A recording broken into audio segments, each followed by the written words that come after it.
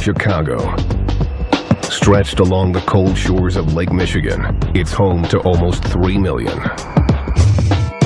To an estimated 25,000 gangbangers who live here, Chicago represents just one thing: the almighty Latin King and Queen Nation.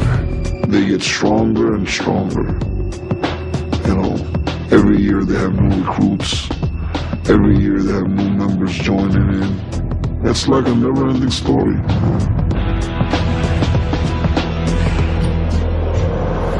The story of the Latin Kings begins in the 1940s, when Puerto Ricans and Mexicans fled political upheaval and sought refuge in Chicago.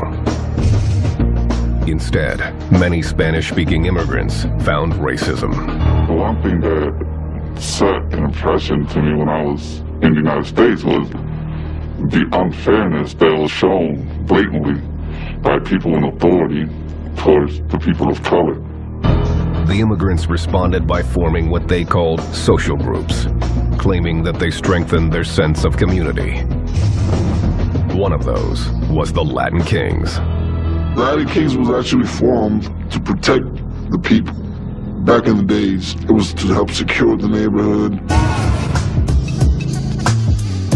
In the 1960s, the Latin Kings found themselves in the thick of the civil rights movement, working to change the system.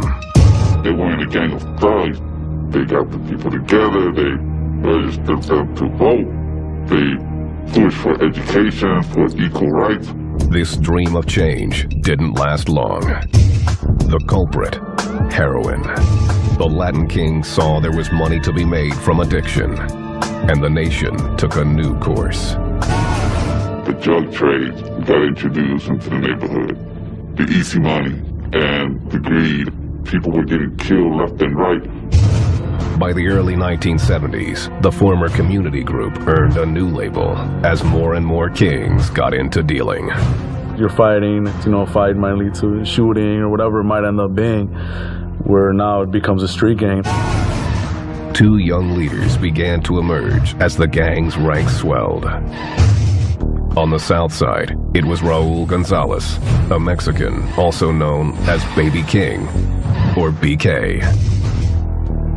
On the north side, it was a Puerto Rican named Gustavo Colon, known as Gino.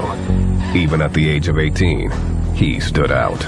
He did have that kind of power and that kind of charisma. His stature was that big. The Chicago PD was noticing Gino as well, for all the wrong reasons. On September 28, 1972, they charged Gino with shooting and killing another teen in the Humboldt Park neighborhood. Gino was convicted of murder and sent to Stateville Prison in Joliet, Illinois, for 30 to 60 years. Once inside, he began to compose a system of intricate laws for the Latin Kings. He called it a constitution.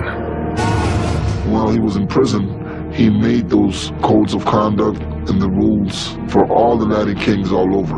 And then they were all spread out to all the nation, to the hoods, and then everybody had to abide by those rules.